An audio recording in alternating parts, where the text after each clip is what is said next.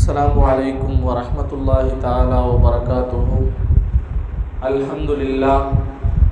अल्हम्दुलिल्लाहि नहमदुहु व नस्तईनुहु व नस्तगफिरुहु व नु'मिनु बिही व नतवक्कलु अलैहि व नऊज़ु बिल्लाहि मिन शुरूरि अनफुसिना व मिन सय्यिआति अअमालिना मन यहदिहिल्लाहु फला मुदिल्ल लहु व मन युद्लिलहु फला हादिय लहु वाशहदु अल्ला इलाहा इल्लल्लाह वाशहदु अन्ना मुहम्मदन अब्दुहु व रसूलुहु अरसलहु बिल हक़्क़ि बशीरन व नदीरा व दाइयन इलल्लाहि बिइज़्निहि व सिराजम मुनीरा। अम्मा बाद फ़क़द क़ाल अल्लाहु तआला फ़िल क़ुरआनिल करीम वल फ़ुरक़ानिल हमीद फ़अऊज़ु बिल्लाहि मिनश शैतानिर रजीम बिफ़ज़्लि बिस्मिल्लाहिर रहमानिर रहीम फ़इन्नहु यअलमुस सिर्र व अख़फ़ा व अय्लन क़ाल नबीउना रसूलुल्लाहि सल्लल्लाहु अलैहि वसल्लम मन तवालअ रफ़अहुल्लाह औ कमा क़ाल अलैहि ஸலாத்து வஸ்ஸலாம்। கல்லையும் மண்ணையும் படைத்து புல்லையும் புழுதியையும் புனிதம் என கற்பிக்கும் வழிதவறிய வழியில் நம்மை சேர்த்து விடாமல் விண்ணையும் மண்ணையும் படைத்து அவனை வணங்குகின்ற கூட்டத்தில் சேர்த்த அல்லாஹ் அவனுக்கு அனைத்து புகழும் உண்டாகட்டுமாக। சாந்தியும் சமாதானமும் அகிலத்தின் அருட்கொடையாம் அகிலத்தின் வழிகாட்டியாக அனுப்பப்பட்ட நாயக திருமேனி ரசூலை கரீம் ஸல்லல்லாஹு அலைஹி வஸல்லம் அவர்கள் மீதும் அவர்களுடைய வழிமுறைகளை தன்னுடைய வாழ்க்கையில் கடமையாக எடுத்து பின்பற்றி வாழ்ந்த உத்தம சத்திய சஹாபாக்கள், தாபீன்கள், தபா தாபீன்கள், இமாம்கள், நல்லடியார்கள், குறிப்பாக இங்கு ஒன்று கூடியிருக்கக்கூடிய நம் அனைவர் மீதும் உலக முஸ்லீம்கள் யாவர் மீதும் அல்லாஹ்வினுடைய அன்பும் அருளும் என்றென்றும் குன்றிடாமல் மட்டுமாக ஆமீன்। பாக்கியமான ஒரு மாதத்தில் அல்லாஹ் தஆலா நம் அனைவரையும் ஒன்று சேர்த்திருக்கின்றான்। அல்ஹம்துலில்லாஹ்। வாழும் காலம் எல்லாம் அல்லாஹ் தஆலா எதன்படி வாழ சொன்னானோ, நபி ஸல்லல்லாஹு அலைஹி வஸல்லம் அவர்கள் எதன்படி வாழ கற்றுக் கொடுத்தார்களோ அதன்படி வாழ்ந்து மரணிக்கூடிய நற்பாக்கியத்தை அல்லாஹ் தஆலா நமக்கும் நம்முடைய சந்ததிகளுக்கும் கொடுத்தார்கள் பாலிப்பானார்। அல்லாஹ் தஆலா இந்த உலகத்தை படைத்து மனித வர்க்கத்தை படைத்து அல்லாஹ் தஆலா மனிதர்களுக்கு மத்தியில் பல வேறுபாடுகளையும் அல்லாஹ் தஆலா வைத்திருக்கின்றார்। உலகத்தில் அல்லாஹ் தஆலா ஒரு மனிதனுக்கு உயர்வை கொடுக்கணும் அப்படின்னா அல்லாஹ் கிட்ட ஒரு நொடியில் அல்லாஹ் தஆலா நம்முடைய அந்தஸ்தை மாற்றிடுவான்। அல்லாஹ்வை பொறுத்த வரைக்கும் ஒரு மனிதனுக்கு அந்தஸ்தை உயர்த்தணும் அப்படின்றது அவனுக்கு ரொம்ப பெரிய காரியம் ஒன்றும் கிடையாது। கிட்டத்தட்ட சஹாபாக்களுடைய காலகட்டத்திலையும் சரி, நல்லடியாருடைய காலகட்டத்திலையும் சரி, அல்லாஹ் தஆலா சஹாபாக்களை எப்படி பண்படுத்தினா, நல்லடியார்கள் அல்லாஹ் தஆலா ஒரு சின்ன விஷயத்தை கொண்டு அல்லாஹ் தஆலா அவர்களுக்கு மிகப்பெரிய ஒரு அந்தஸ்தை எப்படி கொடுத்தான் அப்படின்றது அவருடைய வாழ்க்கையில நிரம்ப கொட்டி கிடக்குது। இன்னைக்கு நமக்கு அல்லாஹ் தஆலா ஒரு அந்தஸ்தை கொடுக்கணும் அப்படின்னா நம்ம செய்யக்கூடிய ஏதோ ஒரு நல்லமல்களை கொண்டு அல்லாஹ் தஆலா நம்முடைய அந்தஸ்தை என்ன செஞ்சிருவான், உயர்த்திடுவான்। சஹாபாக்களுடைய காலகட்டத்தில் சஹாபாக்கள் ஆரம்ப காலகட்டத்தில் ரசூல் ஸல்லல்லாஹு அலைஹி வஸல்லத்தை முழுமையாக வெறுத்தாங்க। ஈமான் கொள்றதுக்கு முன்னாடி நிறைய பேர் ரசூல் ஸல்லல்லாஹு அலைஹி வஸல்லத்தை கொலை பண்ணணும்னு கூட என்ன செஞ்சாங்க, நினைச்சாங்க। ஃபுதுல் பக்ரி அப்படின்னு சொல்லி ஒரு மனிதர் வாழ்ந்தார்। ஃபுதுல் பக்ரி அவர் பிற்காலத்தில் இஸ்லாத்தை ஏற்றுக்கிட்டாரு, ரசூலுல்லாஹ்வை கொண்டு ஈமான் கொண்டாரு। ஆரம்ப காலகட்டத்தில் இந்த ஃபுதுல் பக்ரி எப்படிப்பட்ட ஆள் அப்படின்னா அதிகமாக கொலை செய்கிறவர்। கொலையில் எப்படி அப்படின்னா அவர் ஒருத்தருக்கு இவரை கெஸ் பண்ணி ஒரு தூக்கணும் அப்படின்னா தூக்கிடுவார்। அந்த அளவுக்கு கொலை பண்ணுறதுல ரொம்ப வல்லவர், அந்த துறையில் அவர் ரொம்ப மேலோங்கினவர்। அதிகமாக என்ன செய்வார், கொள்ளை அடிப்பார்। அவருடைய வாழ்க்கை வெறும் கொலை இப்படின்னு சொல்லி தன்னுடைய வாழ்க்கையை அர்ப்பணிச்சுட்டு இருந்தவர் ஒரு நாள் மதீனாக்குள்ளே போகலாம் அப்படின்னு சொல்லி நினைக்கிறார்। இந்த நேரத்தில் என்ன நடக்குது அப்படின்னா அபு சுஃபியான் ரலியல்லாஹு அன்ஹு பிற்காலத்தில் இஸ்லாத்துக்கு வந்தாங்க। ஆரம்ப காலகட்டத்தில் எதிரியாக இருந்தாங்க। அப்போ எதிரியாக இருக்கக்கூடிய நேரத்தில் அபு சுஃபியான் அந்த ஃபுதுல் பக்ரியை கூப்பிட்டு பேசுகிறாரு। என்ன பேசுகிறாரு அப்படின்னா பேரம் பேசுகிறாரு। என்ன பேரம் அப்படின்னா ரசூலை நீ என்ன செய்யணும், முஹம்மதை நீ என்ன செய்யணும், கொல்லணும், அதுக்கு என்ன பகரம் வேணும்னு கேளு, நான் என்ன செய்கிறேன், தரேன் அப்படின்னு சொல்லும் பொழுது வாக்கு மாறக்கூடாது, சொன்ன மாதிரி இருக்கணும்னு சொல்லி ஃபுதுல் பக்ரி யார்கிட்ட சொல்கிறாரு, அபு சுஃபியான்கிட்ட சொல்கிறாரு। நீண்ட நேரம் விவாதம் நடக்குது। ஒரு கட்டத்தில் 20 ஒட்டகம் சொல்லி என்ன செய்யப்படுது, ரசூல் ஸல்லல்லாஹு அலைஹி வஸல்லத்தை கொன்னுட்டேன் அப்படின்னா எனக்கு 20 ஒட்டகம் தரணும் அப்படின்னு சொல்லி பேசப்படுது, டீல் முடிக்கப்படுது, முடிவு பண்ணப்படுது. இவர் எப்படி அப்படின்னா ஃபுதுல் பக்ரி யாரை முடிவு பண்ணிட்டு போறாரோ அவர் என்ன செஞ்சிருவார், கொலை பண்ணிடுவார். அப்படிப்பட்ட மிகப்பெரிய ஒரு நபர். அவர் டீல் முடிவு பண்ணிட்டு அபு சுஃபியான்ட்ட ஓகேன்னு சொல்லிட்டு என்ன செஞ்சுட்டாரு, வந்துட்டாரு. அன்றைய காலகட்டத்தில் ஒட்டகன்றது கோடிக்கணக்கு உண்டான ஒரு மதிப்பு, விலை உயர்ந்த ஒரு பொருள். அன்றைய காலகட்டத்தில் அபு சுஃபியான்ட்ட பேரம் பேசிட்டு மதீனாவுடைய எல்லைக்குள்ள நுழையிறாரு. நுழையும் போது சில பேருடைய உள்ளத்தை எப்போ அல்லாஹ் தஆலா மாற்றுவான்னு தெரியாதுல்ல. ஃபுதுல் பக்ரி மதீனாவுடைய எல்லைக்குள்ள நுழைஞ்ச உடனே அவருடைய உள்ளத்தில் ஒரு மாற்றம் ஏற்படுது. என்ன மாற்றம் அப்படின்னா, ஆஹா தப்பான ஏதோ ஒரு முடிவு எடுத்துட்டோமோ, இப்படிப்பட்ட நபரை நம்ம கொல்ல வந்திருக்கோமே, நம்ம தப்பான ஏதோ முடிவு எடுத்துட்டோமோன்னு நினச்சிட்டு நினச்சிடாரு. உள்ளே வந்த உடனே மதீனாவுடைய எல்லைக்கு ரசூலுல்லாஹ்வுடைய சபைக்கு வராரு. ரசூலுல்லாஹ்வுடைய சபைக்கு வந்த உடனே ரசூல் ஸல்லல்லாஹு அலைஹி வஸல்லம் அந்த மனிதரை பார்த்த உடனே என்ன சொல்றாரு அப்படின்னா, பக்ரி வாங்க, ஃபுதுல் பக்ரி இங்கே வாங்கன்னு சொல்லி கூப்பிட்டு உட்கார வைக்கிறாங்க. ரசூல் ஸல்லல்லாஹு அலைஹி வஸல்லம் ஃபுதுல் பக்ரி அப்படின்னு சொல்லி அந்த பேரை சொல்லி கூப்பிட்ட உடனே அந்த மனிதருக்கு ஒன்றும் புரியலை. எந்த நோக்கத்துக்காண்டி அவர் வந்தாரோ அதையும் மறந்துட்டார். என்னடா இது, நம்ம பேர் இவருக்கு தெரியவே தெரியாத, எப்படி கரெக்டாக ஃபுதுல் பக்ரின்னு சொல்கிறாரு, இங்கே பக்கத்தில் உட்காருன்னு சொல்கிறாங்களே அப்படின்னு சொல்லி ஃபுதுல் பக்ரிக்கு ரொம்ப ஒரு ஆச்சரியம். இந்த நேரத்தில் அவருடைய உள்ளத்தில் தோணுது, என்ன தோணுது அப்படின்னா, நம்ம ஒரு தப்பான முடிவு எடுத்துகிட்டு வந்துட்டோம். இந்த இடத்த வச்சு முகமது நம்மளால் கொல்ல முடியுமா? எவ்வளோ ஒரு ஆச்சரியமான ஒரு விஷயத்தை நிகழ்த்தி காமிக்கிறார். நான் வரத்துக்கு முன்னாடியே வாங்க ஃபுது உட்காருங்க அப்படின்னு சொல்கிறாரு. இவர் சாதாரணமான ஒரு மனிதன் என்னது கிடையாது அப்படின்னு சொல்லி ரொம்ப நேரமாக அபு சுஃபியான் வரும்போது ஒரு ஆயுதத்தை கொடுத்து அனுப்புகிறார். என்ன ஆயுதம் அப்படின்னா, கிட்டத்தட்ட ஒரு 2 நாள் விஷத்தில் ஊற வச்ச ஒரு கத்தியை ஃபுதுல் பக்ரிட்ட கொடுத்து என்ன செய்றார், அனுப்புகிறார். இதை கொண்டு தான் நீ என்ன செய்யணும், ரசூலை முகமதை நீ கொல்லணும் அப்படின்னு சொல்லி அனுப்புகிறார். ரொம்ப நேரமாக அது இடுப்பில் இருக்குது. எப்படியாவது லாபகமாக என்ன செஞ்சிடணும், முகமதை கொன்றணும் அப்படின்ற எண்ணம் சபையில் இருக்கும்போது அவருக்கு என்ன இருக்குது. ஆனால் ஒரு கட்டத்தில் என்ன தோணுது, இவரை நம்ம கொல்ல முடியுமா அப்படின்றமும் என்ன உள்ளத்தில் தோணுது. ஆனால் கொல்ல முடியுமா அப்படின்ற எண்ணமும் என்ன செய்யுது, கொன்னுடலாம் அப்படின்ற எண்ணமும் அவருடைய உள்ளத்தில் தோணுது. ஒரு கட்டத்தில் கொஞ்ச நேரம் இப்படி கொஞ்சம் யோசனை பண்ணிட்டு இருந்த ஆளை பார்த்துட்டு ரசூல் ஸல்லல்லாஹு அலைஹி வஸல்லம் சொன்னாங்க, ஃபுத் நீங்கள் ஒளிச்சு வச்சுட்டு இருக்கீங்கல்ல அந்த கத்தி, விஷந்தோ இந்த கத்தி, அதை எடுத்து நினைச்சிங்க வெளியில் வச்சிருங்க.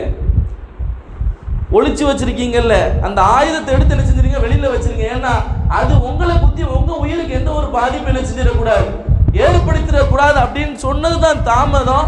ரசூல் ஸல்லல்லாஹு அலைஹி வஸல்லத்துக்கு முன்னாடி அதை எடுத்து வெளியில் வச்சு ரசூலுல்லாஹ்வுடைய கையை பிடிச்சி ஈமான் பண்ணிட்டார். இந்த நிகழ்வை ஏற்படுத்தினது யார்? அபு சுஃபியான இவரை பார்க்க வச்சு, உலகத்தில் இந்த சம்பவம் எதுக்கு எடுத்துக்காட்டு அப்படின்னா, ஒரு மனிதனுக்கு அல்லாஹ் தஆலா ஈமானை கொடுக்கணும்னு நினைச்சிட்டான்னு வச்சுக்கங்களேன், யாரை கொண்டு வேணாலும் ஈமானை கொடுப்பான். அபு சுஃபியான் ஆரம்பத்தில் வழிகேடில் இருந்தார். அவர் மூலியமா கொல்லணும்னு சொல்ல ஃபுதுல் பக்ரிக்கு அல்லாஹ் தஆலா ஈமான நசீபை கொடுத்தான். அப்படிப்பட்ட ஈமான் நிறைந்த சமூகத்தில் அல்லாஹ் தஆலா நம் அனைவரையும் சேர்த்து அருள்பாலிப்பானாக. உயிர் மூச்சு வரைக்கும் ஈமானோடு வாழ்ந்து ஈமானோடு மரணிக்கூடிய பாக்கியம் தான் பெரிய பாக்கியம். சஹாபாக்களுடைய வாழ்க்கை மட்டும் கிடையாது, இறைநேசர்கள் பிறக்கும் போதே முத்தகீன்களா பிறக்கல. இன்னைக்கெல்லாம் நிறைய இறைநேசர்கள் உலகம் எங்கும் தன்னுடைய தீனை என்ன செஞ்சாங்க, பரப்புனாங்க. அப்படிப்பட்ட இறைநேசர்கள் ஆரம்ப காலகட்டத்தில் இருந்தே மிகப்பெரிய முத்தகீன்களான இல்லை, இபாதத்தில் உச்சகட்டமான ஆட்கள்லாம் அவங்க கிடையாது. அவங்க வாழ்க்கையில செஞ்ச ஒரு சின்ன விஷயத்தை கொண்டு அல்லாஹ் தஆலா அவர்களை இன்று வரைக்கும் நினைக்கக்கூடிய ஒரு மனிதர்கள் அல்லாஹ் தஆலா ஆக்கினான். அதுல ஜுனைதுல் பக்தாதி ரஹ்மத்துல்லாஹி அலை அப்படின்னு சொல்லக்கூடிய ஒரு மிகப்பெரிய ஒரு இறைநேசர். பொதுவாகவே அவர்களுடைய வரலாறை எடுத்து படிக்கும் போது என்ன சொல்லுவாங்க அப்படின்னா, இந்த இறைநேசர் எதை கொண்டு ஈமான் கொண்டாங்க. இன்னைக்கு ஃபுதுல் பக்ரியை படிக்கும் போது ரசூலுல்லாஹ்வுடைய சபைக்கு வந்தார், இப்படி ஈமான் கொண்டார் அப்படின்ற வரலாறு இருக்குல்ல, அதே மாதிரி ஜுனைதுல் பக்தாதி ரஹ்மத்துல்லாஹி அலை எப்படி ஈமான் கொண்டாங்க அப்படின்னு சொல்லி அவருடைய வரலாறுல படிக்கும் பொழுது, ஜுனைதுல் பக்தாதி ரஹ்மத்துல்லாஹி அலை ஆரம்ப காலகட்டத்தில் எப்படி இருந்தாங்க அப்படின்னா, மல்யுத்த வீரர். அவங்க காலகட்டத்தில் அவங்க ஊரில் அவர் மிகப்பெரிய ஒரு மல்யுத்த வீரர், அவரை யாராலையும் சாய்க்க முடியாது. அப்படிப்பட்ட மல்யுத்த வீரர் உலகத்துல என்ன யாராவது தாக்குறதுக்கு ஆள் இருக்கான்னு சொல்லி வெளிப்படையா பகிரங்கமா என்ன செஞ்சவர், சொன்னவர். அப்படிப்பட்ட ஜுனைதுல் பக்தாதி ரஹ்மத்துல்லாஹி அலைஹி ஒரு நேரத்துல ஒரு மனிதர் ஜுனைதுல் பக்தாதி முன்னாடிக்கு போட்டியிடணும்னு சொல்லிட்டு வராரு. அவருடைய தோற்றம் எப்படி இருக்கு அப்படின்னா, ரொம்ப மெலிந்த நபர், ரொம்ப வாட்ட சாட்டமான ஆள்லாம் கிடையாது. அவருடைய உடல் தோற்றத்தை பார்த்தா ரொம்ப பலகீனமான ஆள். ஜுனைதுல் பக்தாதி ரஹ்மத்துல்லாஹி அலைஹி அவங்க முன்னாடி ஒரு ஆட்டத்துக்கு கூட தாங்க மாட்டார். அவங்க தூக்கி அடிச்சாங்க அப்படின்னா இவங்களுடைய ரூஹ் என்ன செஞ்சிடும், முடிஞ்சிடும். அப்படிப்பட்ட நபர் முன்னாடி நிற்கிறாங்க. இதை எப்போ சொல்றாங்க அப்படின்னா, நான் எப்படி அல்லாஹ்வுத்தாலா என்னை இறைநேசர் ஆக்கணும் அப்படின்றதுக்கு உதாரணமா அவங்க சொல்லுவாங்க. அவர் என் முன்னாடி நின்னாரு.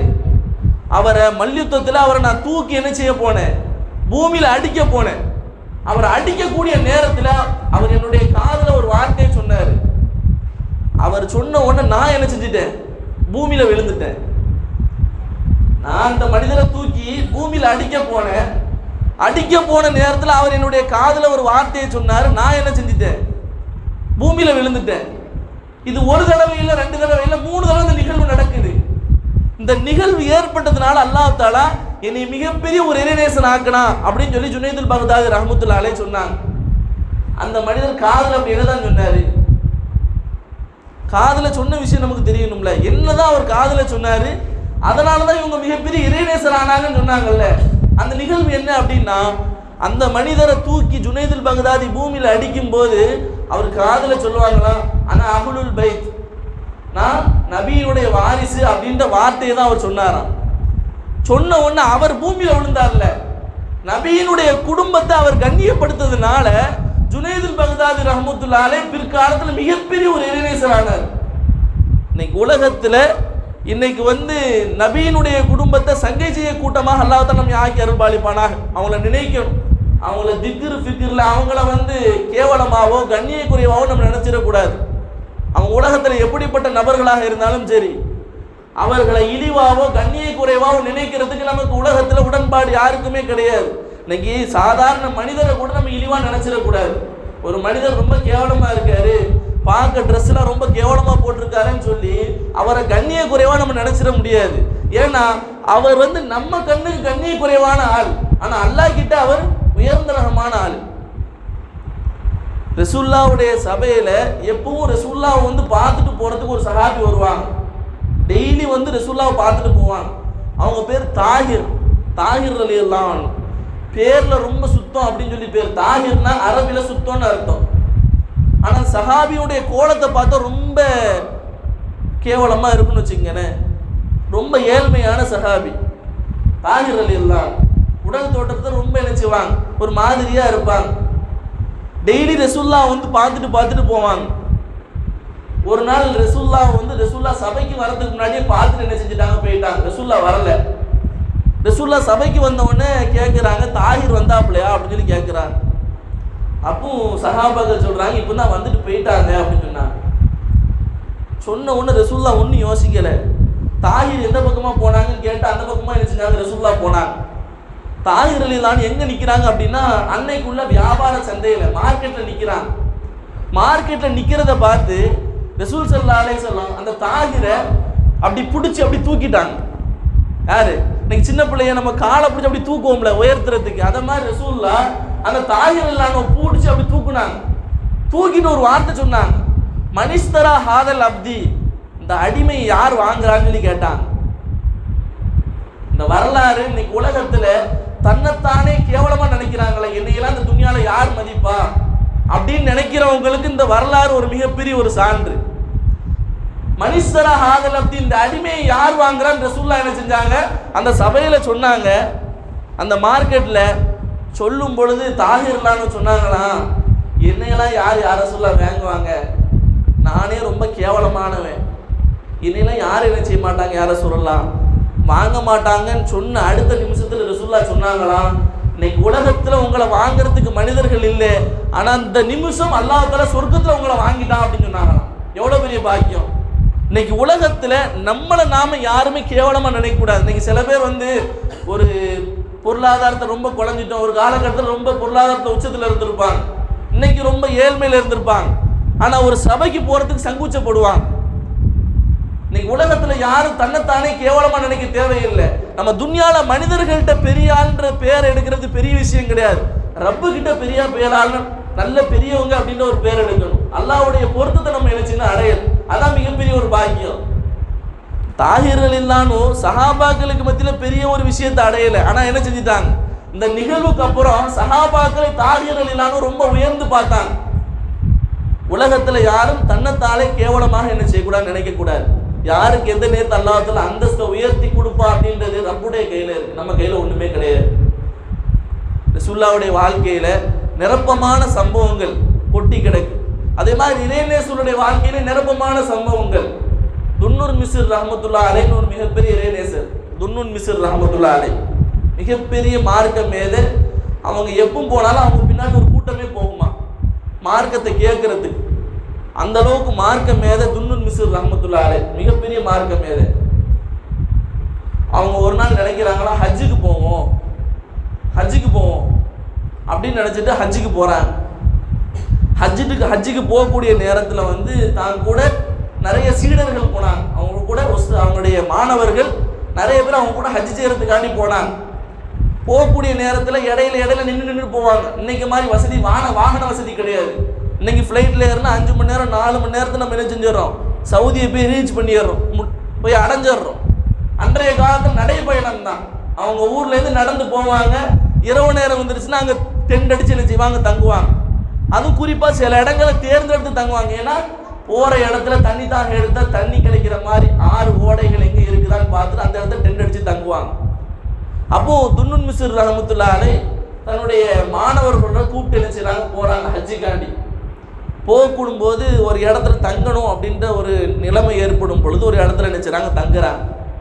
தங்கும்போது என்ன ஆகுது, ஒரு பக்கத்தில் ஒரு நீண்ட ஆறு ஓடு. அங்கே தங்கினா கரெக்டாக இருக்குன்னு சொல்லி அங்கே என்ன செய்கிறாங்க, கொஞ்சம் நேரம் ரெஸ்ட் எடுக்கிறாங்க. தேவையான தண்ணியை குடிச்சிட்டு ஒளி செய்கிறவங்க ஒளி செஞ்சு தொழுகையை நிறைவேற்றுறவங்க தொழுகையை நிறைவேற்றிட்டு தன்னுடைய தேவையை ஃபுல்லாக அங்கே என்ன செய்கிறாங்க, துன்னூன் மிஸ்ர் ரஹ்மத்துல்லாஹி அலைஹி கூட போனவங்க எல்லாரும் என்ன செய்கிறாங்க, அந்த வேலையை செஞ்சுட்டு இருக்காங்க. அப்போ துன்னூன் மிஸ்ர் ரஹ்மத்துல்லாஹி அலைஹி அங்கே சுற்றி பார்க்குறாங்க. அங்கே உள்ள இடம் எப்படி இருக்குது அப்படின்னு சுற்றி பார்க்கும்போது ஒரு மனிதர் வந்து ஓரத்தில் ஒரு வயதான ஒரு மனிதர் என்ன செஞ்சுட்டு இருக்காரு, உட்கார்ந்துட்டு இருக்காரு. பொதுவாகவே இறைநேசரில் பொறுத்த வரைக்கும் யாரும் ஒரு மாதிரியாக ஓரத்தில் இருந்தாங்கன்னு வச்சுக்கோங்களேன், அவங்கள போய் என்ன செய்வாங்க, விசாரிப்பாங்க. இன்னைக்கு நம்மளும் கூட எங்கேயாவது வெளியூர் போனோம்னு வச்சுக்கோங்களேன், யாராவது ஒரு ஆள் ஓரமாக இருந்தாங்கன்னா எதுக்கு, என்ன விஷயத்துக்காண்டி வந்திருக்கீங்க, ஒருத்தர் வெளியூர்லேருந்து நம்ம ஊருக்கு வந்திருக்காங்கன்னு வச்சுக்கோங்களேன், போகிறவங்க நின்று என்ன விஷயம், எதுக்காண்டி வந்திருக்கீங்க, எங்கே போகணும் அப்படின்னு சொல்லி கேட்போம்ல. அதே மாதிரி துன்னூன் மிஸ்ர் ரஹ்மத்துல்லாஹி அலைஹி அந்த வயதான மனிதர்கிட்ட கேட்டாங்களாம், எதுக்காண்டி வந்திருக்கீங்க, என்ன விஷயங்க, தங்கியிருக்கீங்களே, தனிமையில் இருக்கீங்களே அப்படின்னு கேட்கும் பொழுது அந்த வயதான மனிதர் சொன்னாராம், நான் ஹஜ்ஜுக்கு போகிறேன் அப்படின்னு சொன்னாராம். யார்கிட்ட, துன்னூன் மிஸ்ர் ரஹ்மத்துல்லாஹி அலைஹி, நான் ஹஜ்ஜுக்கு போகிறேன் அப்படின்னு சொன்னாராம். துன்னூன் மிஸ்ர் ரஹ்மத்துல்லாஹி அலைஹி அவங்கள மேலையும் கீழையுமா பார்த்துக்கிட்டு, அவங்க கையில் வந்து பெரிய லக்கேஜோ எதுவுமே இல்லை. பொதுவாக ஒரு ஹஜ்ஜுக்கு போகிறவங்க தனக்கு தேவையான ஆடைகள் எல்லாத்தையும் எடுத்துட்டு தானே போவாங்க. அப்போ துன்னூன் மிஸ்ர் ரஹ்மத்துல்லாஹி அலைஹி இந்த வயதானவரை பார்க்குறாரு, தன்கிட்ட வந்து ஒரே ஒரு மாத்து துணி தான் வச்சிருக்காப்புல, வேற எந்த உணவுக்கோ எதுவுக்குமே அவர்கிட்ட என்னது கிடையாது, வழி கிடையாது. இப்படி இருக்கும் பொழுது அவருடைய தோற்றத்தை பார்க்குறாங்க, ரொம்ப ஏழ்மையான தோற்றம். அப்போ துன்னூன் மிஸ்ர் ரஹ்மத்துல்லாஹி அலைஹி அவங்கள்ட்ட சொல்றாங்க, உங்களை பார்த்தா ரொம்ப ஏழ்மையான ஆள் மாதிரி தெரியுது, உங்களுக்கு தான் அல்லாஹ் தஆலா ஹஜ்ஜை கடமையாக்கலையே, நீங்கள் எதுக்கு தேவையில்லாமல் ஹஜ் செய்கிறீங்க அப்படின்னு ஒரு வார்த்தையை செஞ்சுட்டாங்க, சொல்லிட்டாங்க. இறைநேசர்களுக்கு கூட அல்லாஹ் தஆலா சில மனிதர்களை வச்சு அல்லாஹ் தஆலா படிப்பினை ஏற்படுத்துவான் அப்படின்றதுக்கு இந்த வரலாறு ஒரு சான்று. இப்படி சொன்ன உடனே அந்த மனிதருக்கு கோபம் வந்துட்டு, இன்னைக்கெல்லாம் வயசானாலும் ஏதாவது உபதேசம் சொன்னால் அதை கேட்டுக்கணும், அதுக்கு நம்ம ஏதாவது மாற்றம் தெரிஞ்சிட்டோம்னு வச்சுக்கலாம், அவங்க ஏதாவது பேசுவாங்கள்ல. அதே மாதிரி துன்னூன் மிஸ்ர் ரஹ்மத்துல்லாஹி அலைஹி இதை சொன்ன உடனே, உங்களுக்கு தான் நீங்கள் ஏழ்மையான ஆளாச்சு, உங்களை பார்த்தா அப்படி தெரியல, வசதி வாய்ப்பான ஆள் மாதிரி தெரியல, நீங்கள் எதுக்கு ஹஜ் செய்கிறீங்க, ஹஜ் செய்ய வேண்டாமே அப்படின்னு சொன்ன உடனே அந்த மனிதர் சொன்னார், ஹஜ்ஜுடைய விஷயத்துக்கும் அல்லாஹ்வுக்கும் எனக்கு உண்டான தொடர்பு, அதை பற்றி சொல்கிறதுக்கு உண்டான உரிமை உனக்கு கிடையாது. யார் சொன்னானா, அந்த மனிதர், அந்த வயதானவர். அவருடைய தோட்டத்தை பார்த்து துன்னூன் மிஸ்ர் ரஹ்மத்துல்லாஹி அலைஹி சொன்னாங்க, நீங்கள் ஏழ்மையான ஆள் மாதிரி தெரியுது, ஏழைகளுக்கு தான் ஹஜ்ஜு கடமை கிடையாது, நீங்கள் ஏன் தேவையில்லாமல் ஹஜ்ஜு பண்ணுறீங்க அப்படின்னு சொல்லி கேட்கும் பொழுது, ஹஜ்ஜு ஒப்புக்கொள்ளப்படுது ஒப்புக்கொள்ளாமல் இருக்குது ரப்பு கையில் இருக்குது, உங்கள் கையில் ஒன்றும் கிடையாது அப்படின்னு சொல்லிட்டு என்ன செஞ்சுட்டாங்க, சொன்ன உடனே துன்னுன் மிஸ்ர் ரஹ்மத்துல்லாஹி என்ன சொல்லணும்னு தெரியல, மாயடைச்சு போயிட்டான். அதுக்கப்புறம் அந்த மனிதரை பார்க்கவும் இல்லை துன்னுன் மிஸ்ர் ரஹ்மத்துல்லாஹி. எது வரைக்கும் அப்படின்னா ஹஜ் வரைக்கும். ஹஜ்ஜில் வந்து அரஃபா முஸ்தலிஃபா அப்படின்னா எல்லாம் முடிச்சுட்டு வருவாங்க. அரஃபா முஸ்தலிஃபா எல்லா நாட்கள் ஒவ்வொரு நாட்கள் ஒவ்வொரு இடத்துல தங்கிட்டு வருவோம். கடைசியாக வந்து தவாப் செய்வோம். ஹஜ்ஜுக்கு முன்னாடி தவாப் செய்வாங்க. தவாப் செஞ்சு முடித்த உடனே துன்னுன் மிஸ்ர் ரஹ்மத்துல்லாஹி வந்து இந்த வயதான மனிதரை தேடினாராம். இப்படி நம்ம அந்த ஆத்தோரத்தில் ஒரு மனிதரை பார்த்தோமே, அவர் ஹஜ்ஜுக்கு வந்து சேர்ந்துட்டாரா என்னன்னு தெரியலையே அப்படின்னு சொல்லி ஹஜ்ஜில் வந்து தேடுறாங்க. இன்னைக்கெல்லாம் ஹஜ்ஜில் ஆளை தேடினா நமக்கு கண்ணில் யாரும் படமாட்டாங்க. ஏன்னா லட்சக்கணக்கான மக்கள், கோடிக்கணக்கான மக்கள் இன்னைக்கு ஹஜ்ஜு செய்கிறாங்க. அன்னைக்கு அப்படிப்பட்ட நிலைகள் இல்லை. பார்த்தா தெரிஞ்சுக்கலாம் இவங்க ஹஜ்ஜு பண்ணுறாங்க அப்படின்னு சொல்லிட்டு. அப்போது துன்னுன் மிஸ்ர் ரஹ்மத்துல்லாஹி அந்த மனிதரை தேடுறாங்க. இந்த மனிதர் ஹஜ்ஜுக்கு வந்துட்டாரா அப்படின்னு சொல்லி பார்க்கறதுக்கு. பார்த்தோன்னா அந்த மனிதர் வந்து ஹஜ்ஜில் தவாஃபை முடிச்சுட்டு காபத்துல்லாஹ் திரையை பிடிச்சிட்டு என்ன செஞ்சுட்டு இருக்காராம், துவா கேட்டுட்டு இருக்காராம். என்ன துவா அப்படின்னா, யா அல்லாஹ் நான் ஹஜ்ஜு செய்யறதுக்கு வந்துட்டேன், ஹஜ்ஜையும் செஞ்சு முடிச்சுட்டேன். இதுக்கப்புறம் ஹஜ்ஜுக்கு அப்புறம் எனக்கு குர்பானி கொடுக்கறதுக்கு என்கிட்ட காசு இல்லை, அதனால நீ என்னைய குர்பானியா ஏத்துக்கோ அப்படின்னு சொன்ன அடுத்த நிமிஷம் அவருடைய ரூஹு பிரிஞ்சு அப்படியே கீழே விழுந்துட்டார். எந்த நிகழ்வு? கையில பொருளாதாரம் இல்லை, அல்லாஹ் தஆலாவுடைய ஹஜ்ஜை ஒப்புக்கொள்ளணும், இந்த நிகழ்வு நடக்குது. யா அல்லாஹ் இந்த நிகழ்வை யார் பார்க்கிறா? துன்னுன் மிஸ்ர் ரஹ்மத்துல்லாஹி பார்க்குறாங்க. இந்த நிகழ்வை பார்த்துட்டு யா அல்லாஹ் நான் ஹஜ்ஜை நிறைவேற்றிட்டேன், இதுக்கப்புறம் ஹஜ்ஜுக்கு அப்புறம் எனக்கு கொடுக்கக்கூடிய குர்பானிக்கு உண்டான பொருளாதாரம் என்கிட்ட கிடையாது, அதனால என்ன நீ குர்பானியா ஏத்துக்கோ அப்படின்னு சொன்ன உடனே அடுத்த செகண்ட் அவருடைய ரூஹு பிரிஞ்சு அதே இடத்துல வஃபாத் ஆகுறார். எவ்வளவு பெரிய பாக்கியமான மரணம்! அந்த நேரத்தில் துன்னுன் மிஸ்ர் ரஹ்மத்துல்லாஹி நினைச்சாங்களாம், உலகத்துல யாரையும் கேவலமா நினைக்க கூடாது அப்படின்னு சொல்லி. இறைநேசருடைய வாழ்க்கையில நமக்கு அதிகமான படிப்பினைகள் இருக்குது, அதிகமான படிப்பினைகள். இந்த இன்னைக்கு சாய்பாபா அப்படின்னு சொல்லி ஒருத்தங்க இருக்கிறாங்கல்ல, இன்னைக்கு அவங்க முர்த்தத் ஆயிட்டாங்க, காஃபீர் ஆயிட்டாங்க. அவங்க ஆரம்ப காலகட்டத்தில் ஒரு மிகப்பெரிய இறைநேசர். வரலாறை படித்து பார்க்கலாம். இன்னைக்கு வந்து ஷேர் ஜிபிடின்னு சொல்லியிருக்காரு, அடித்தா எதுனாலும் வந்துடும். உங்களுக்கு ஏதாவது ஒரு சம்பவம் தேவை அப்படின்னா அதில் டைப் பண்ணால் என்ன சம்பவத்தை பற்றி தேடுறீங்களோ அது ஃபுல்லாக அவங்க முன்னாடி வந்து இருந்துடும். இன்னைக்கு அந்த அளவுக்கு மார்க்கம் உங்கள்கிட்ட இலகுவாக கொடுக்கப்பட்டுருச்சு. அந்த சாய்பாபா அப்படின்றவர் வந்து அன்றைய காலகட்டத்தில் மிகப்பெரிய ஒரு இறைநேசர். அவர் ஒரு காலகட்டத்தில் அவங்கள வந்து மனிதர்கள் என்ன ஆக்கிட்டாங்க அப்படின்னா, ஃபோட்டோவை வச்சு ஒவ்வொரு வீட்லையும் அவர் முன்னாடி துவா கேட்க ஆரம்பிச்சிட்டாங்க. சாய்பாபா ஃபோட்டோவை வச்சு துவா கேட்க ஆரம்பிச்சிட்டாங்க. இந்த நேரத்தில் இந்த சாய்பாபா என்ன செஞ்சார் அப்படின்னா, அதை பற்றி எச்சரிக்காமல் கொஞ்சம் பொடுபோக்குத்தனமாக இருந்துட்டு, நம்மளை பற்றி தானே வச்சுருக்காங்க, ஒன்றும் பிரச்சனை இல்லை அப்படின்னு சொல்லி அந்த விஷயத்தில் அவர் பொடுபோக்காமல் இருந்ததுனால ஒரு கட்டத்தில் அவர் முர்த்தத்தா காஃபிரா என்ன செஞ்சார், மரணிச்சார். வாழக்கூடிய காலங்கள் அனைத்தும் ஈமானோடு வாழ்ந்து ஈமானோடு மரணிக்கூடிய பாக்கியத்தை அல்லாஹ் தஆலா நம் அனைவருக்கும் தந்தர் புரிவானா. உயர்ந்த இடத்துல மரணம் கிடைக்கணும். துன்னுன் மிஸ்ர் ரஹ்மத்துல்லாஹி வரலாறுல அந்த மனிதருக்கு எப்படி அல்லாஹ் தஆலா மக்கால வஃபாத்தை கொடுத்தானோ, அதே மாதிரி நம்ம ஹஜ் செய்யக்கூடிய நேரத்தில், உம்ரா செய்யக்கூடிய நேரத்தில், அந்த புனிதமான இடத்துல அடக்கம் பெறக்கூடிய தௌஃபீக் அல்லாஹ் தஆலா நம் அனைவருக்கும் தந்தர் புரிவானா. ஏன்னா உலகத்திலே 2 சொர்க்கம் ரசூலுல்லாஹ் சொன்னாங்க. ஒன்று ஜன்னத்துல் மாலா, ஒன்று ஜன்னத்துல் பகி. ஒன்று மக்கால உள்ள ஜன்னத்துல் மாலா, இன்னொன்று மதினால உள்ள அடக்கஸ்தலம் ஜன்னத்துல் பகி. இந்த 2 இடம் மிக பாக்கியமானது. ஃபதஹ் மக்கா வெற்றிக்கு அப்புறம், மக்கா வெற்றி கொள்ளப்பட்டதுக்கு அப்புறம் ரசூல் ஸல்லல்லாஹு அலைஹி வஸல்லம் மக்காவுக்கு வராங்க. மக்கால மிகப்பெரிய தலைவர், ஒரு நாட்டினுடைய ஜனாதிபதி மக்காக்குள்ள உள்ள வராங்க. வந்த உடனே மக்காவே அவங்களுக்கு சொந்தம், அவங்க நினைச்சிருந்தா எங்கனாலும் தங்கலாம்.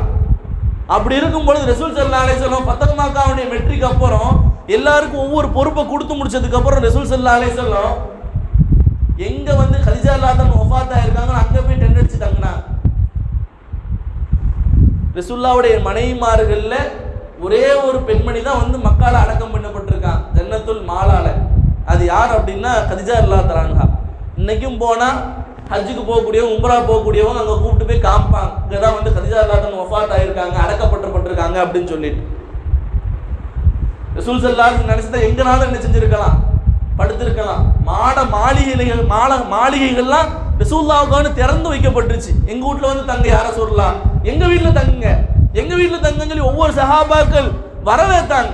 ஆனா ரசூலுல்லாஹ் யாருடைய இதையும் கேட்காம இந்த உலகத்துக்கு இஸ்லாத்துக்காண்டி முழுமையாக தியாகம் செஞ்ச பெண்மணி கதீஜா ரலியல்லாஹு அன்ஹா. ஒரு காலகட்டம் இருந்தது, கதீஜா ரலியல்லாஹு அன்ஹா மூலமா அந்த உலகம் முழுக்க இஸ்லாம் ஓங்கி பரவுச்சு. ரசூல் ஸல்லல்லாஹு அலைஹி வஸல்லம் கதீஜா நாயுடைய பொருளாதாரத்தை அல்லாஹ்வுடைய பாதையில வாரி வாரி கொடுத்தாங்க. கதீஜா நாய் ஒரு வார்த்தை கூட ஏன் இப்படி செலவு பண்றீங்கன்னு ஒரு வார்த்தை கேட்டது கிடையாது. இன்னைக்கு நம்ம சம்பாதிச்ச காசை நம்ம செலவு பண்றாந்தா கூட ஏன் இப்படி செலவு பண்ணி நம்மள்ட்ட மனைவி கொஸ்டின் பண்றாங்க, அப்படிதானே கேள்வி கேட்கிறாங்க. ஆனா அந்த நேரத்தில் தன்னுடைய பொருளாதாரத்தை ஃபுல்லா தன்னுடைய கணவன்கிட்ட ஒப்படைச்சு அல்லாஹ்வுடைய பாதையில செலவு செய்யும் பொழுது ஒரு நாள் கூட ஏன் இப்படி செலவு பண்ணீங்கன்னு கேட்டது கிடையாது. திருமணம் முடிச்சதுக்கு அப்புறத்துல இருந்து அவங்களுக்கு இருந்த பணியால் நிறைய, அவங்க கையாட்டினா 10 பேர் வந்து பணி செய்யறதுக்கு ஆள் வருவாங்க. அப்படிப்பட்ட கதீஜா ரலியல்லாஹு அன்ஹா ரசூல் ஸல்லல்லாஹு அலைஹி வஸல்லம் திருமணம் முடிச்சதுக்கு அப்புறம் ரசூலுல்லாஹ்வுக்கு குளிக்கிறதுக்கு தண்ணி வேணுமா, கிணத்துல இருந்து இறைச்சிட்டு வந்து அவங்க ஊத்துனாங்க. அவங்களுக்கு ஒளி செய்யறதுக்கு தண்ணி வேணுமா, தானே கிணத்துல இருந்து இறைச்சிட்டு வந்து நினைச்சுனாங்க, தண்ணியை ஊத்துனாங்க. இன்னைக்கு கூட ஜபலுன் நூர் அப்படின்ற மலைக்கு மேல ஹிரா குகை இருக்கு. ஜபலுன் நூர் அப்படின்ற ஒரு மலை, அந்த மலைக்கு மேலதான் ஹிரா குகை அப்படின்ற ஒன்று இருக்கு. அந்த ஹிரா குகையில தான் அல்லாஹ் தஆலா வஹி இறக்குனான். இந்த நிலைமையில கிட்டத்தட்ட ரசூல் ஸல்லல்லாஹு அலைஹி வஸல்லத்துக்கும் கதீஜா நாய்க்கு கிட்டத்தட்ட ஒரு 15 வயசு வித்தியாசம். ரசூலுல்லாஹ்வுக்கு 25, கதீஜா நாய்க்கு 40, 15 வயசு வித்தியாசம். ரசூலுல்லாஹ்வுக்கு கிட்டத்தட்ட 40 வயசுல அல்லாஹ் தஆலா வஹி இறக்குனான். கதீஜா ரலியல்லாஹு அன்ஹா அப்ப 55 வயசு. இன்னைக்கு போகக்கூடியவங்க, ஹஜ் உம்ராக்கு போகக்கூடியவங்க அந்த ஜபலுன் நூர் மலை அப்படின்னு அது மேலே ஏறுறதுக்கு ரொம்ப சிரமம். இன்னைக்குள்ள வாலிபர்களால கூட அந்த மலையில ஈஸியா ஏற முடியாது. இன்னைக்கெல்லாம் படிலாம் செட் பண்ணிட்டாங்க, அந்த மலைகள்ல ஏறுறதுக்கு படியை செட் பண்ணிட்டாங்க. அன்றைய காலத்துல படி இல்லை.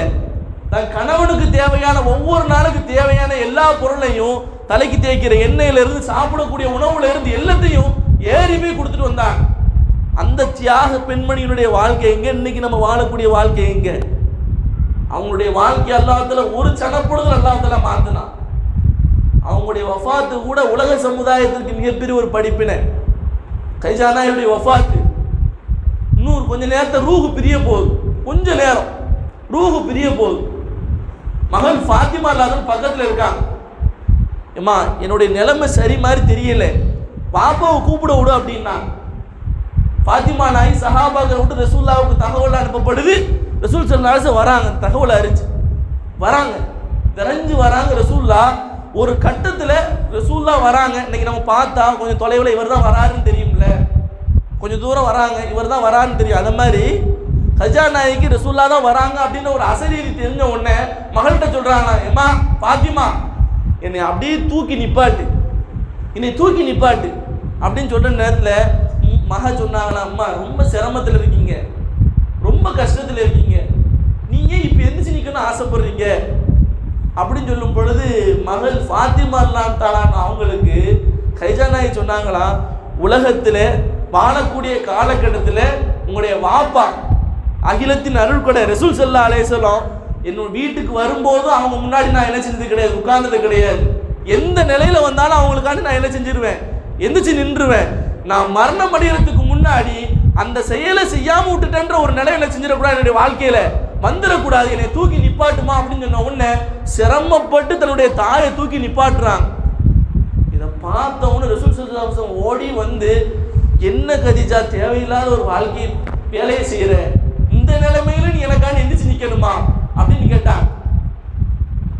அது மட்டும் கேட்கிற ரசூல் ஸல்லல்லாஹு அலைஹி வஸல்லம் மடியில படுக்க போட்டுட்டு அழுதாங்க, தேம்பி தேம்பி அழுதாங்க. ரசூலுல்லாஹ் அழுதுட்டு மகளை வந்து வாப்பட்ட வசியத்து பண்ணி கொடுத்துட்டு போறான், என்னுடைய பிள்ளைய நல்ல முறையில் நீங்க என்ன செய்யணும், வளர்க்கணும், நல்ல ஆளுக்கு நீங்க என்ன செய்யணும், திருமணம் முடிச்சு கொடுக்கணும்னு சொல்லி வாக்குறுதிலாம் கொடுத்துட்டு கதீஜானுடைய வஃபாத்து அந்த நேரத்தில் ரசூலுல்லாஹ் சொன்னாங்களா, இஸ்லாத்துக்காண்டி தன்னுடைய பொருளாதாரத்தை ஃபுல்லாக வாரி வாரி கொடுத்தீங்களே, உங்களுக்கு கஃன் துணி வாங்கிறதுக்கு கூட எனக்கு காசு இல்லாமல் போயிட்டேன்னு சொல்லி என்ன செஞ்சாங்க, வருத்தப்பட்டாங்க. எப்படிப்பட்ட ஒரு சீதேவியான ஒரு வாழ்க்கை. இன்னைக்கெல்லாம் நம்ம வந்தாலே உட்கார்ந்துட்டு இருக்கக்கூடிய சூழ்நிலைகளில் பெண்கள் இருக்காங்க. கணவன் உள்ள வந்தாலும் எங்க பண்ணாலும் சரி உட்கார்ந்துட்டே தான் இருப்பாங்க. அதுக்கு வாழ்க்கைக்கு மிகப்பெரிய முன்னுதாரணம் சஹாபிய பெண்மணிகள். அவங்க வாழ்க்கையெல்லாம் சாதாரணமான ஒரு வாழ்க்கை கிடையாது. ஒரு குர்ஆன் ஆயத்து இறங்குச்சு அப்படின்னா அந்த குர்ஆன் ஆயத்தை வாழ்க்கையில் எடுத்து நடந்தாங்க. இன்னைக்கும் ஹஜ் உம்ராக்கு போகக்கூடியவங்க பாபு சலாம் அப்படின்ற வாசல்ல மதினால உள்ள கூட்டு போவாங்க. ரசூல் ஸல்லல்லாஹு அலைஹி வஸல்லம் அடக்கம் பண்ண இடத்துக்கு கூட்டு போவாங்க. அப்போ கூட்டு போகக்கூடிய வழிகாட்டி சொல்லுவாங்க, லா தர்ஃபவு அஸ்வாத்தகும் ஃபௌக சௌத்தின் நபி, நீங்க என்ன செய்யாதீங்க, சத்தம் போடாதீங்க. யார் முன்னாடி? நபியின் முன்னாடி உங்க சத்தத்தை என்ன செய்யாதீங்க, உயர்த்தாதீங்க அப்படின்ற ஒரு வசனத்தை ஓதி காமிச்சு. ஏன்னா ரசூல் ஸல்லல்லாஹு அலைஹி வஸல்லம் இந்த இடத்துல என்ன செஞ்சிருக்காங்க, அடக்கப்பட்டிருக்காங்க. அவங்க முன்னாடி உங்க சத்தத்தை உயர்த்திடாதீங்கன்னு உள்ள போய் அவங்களுக்கு சலாத்தை மட்டும் சொல்லிட்டு வெளியில வரைக்கும் பேசாதீங்கன்னு சொல்லுவாங்க. என்ன காரணம் அப்படின்னா, இந்த குர்ஆன் ஆயத்துக்கு நம்ம மாற்றம் செஞ்சிடக்கூடாது. அதுதான் அல்லாஹ் குர்ஆன்ல சொன்னார், லா தர்ஃபவு அஸ்வாத்தக்கும், உங்களுடைய சத்தத்தை என்ன செஞ்சிடாதீங்க, உயர்த்திடாதீங்க. யார் முன்னாடி? உங்களுடைய ரசூல் முன்னாடி உயர்த்திடாதீங்க. இந்த குர்ஆன் ஆயத்து இறங்குச்சு. சாபித் இப்னு கைஸ் அப்படின்ற சஹாபி பள்ளிவாசலுக்கே வரல. ஒரு கட்டத்தில் ரசூல் ஸல்லல்லாஹு அலைஹி வஸல்லம் எப்படி அப்படின்னா, சபையில் வந்து உட்கார்ந்தாங்கன்னா யார் யார் வந்திருக்காங்க யார் யார் வரலன்னு சொல்லி டெய்லி பார்ப்பாங்க. இந்த குர்ஆன் ஆயத்து இறங்கினதுக்கு அப்புறம் சாபித் இப்னு கைஸ் அப்படிங்கிற சஹாபி ரசூலுல்லாஹ்வுடைய சபைக்கே வரல, வீட்டை விட்டு வெளியில வரல. ஒரு நேரம் ரசூல் ஸல்லல்லாஹு அலைஹி வஸல்லம் சாபித் இப்னு கைஸை போய் கூப்பிட்டுவாங்க. அவர் உடல்நலை எதுவும் சரியில்லையா, அவரை போய் கூப்பிட்டுவாங்கன்னு சொல்லி ரசூலுல்லாஹ் சஹாபாக்களை அனுப்பி வச்சு கூப்பிட்டு வர சொல்றாங்க. கூப்பிட்டு வந்ததுக்கு அப்புறம் ரசூல் ஸல்லல்லாஹு அலைஹி வஸல்லம் கேட்குறாங்க, சாபித் இப்னு கைஸ்ட, எதனால நீங்க என்ன செய்யல, பள்ளிவாசலுக்கு வரல, என்ன காரணம், என்ன விஷயம், எதுக்காண்டி வரமாட்டேங்கிறீங்க, என்ன காரணம்? ஒரு மனிதனுக்கு அல்லாஹ் தஆலா அந்தஸ்தை எப்படி உயர்த்துவான் அப்படின்றதுக்கு சாபித் இப்னு கைஸான வரலாறு ஒரு படிப்பினை.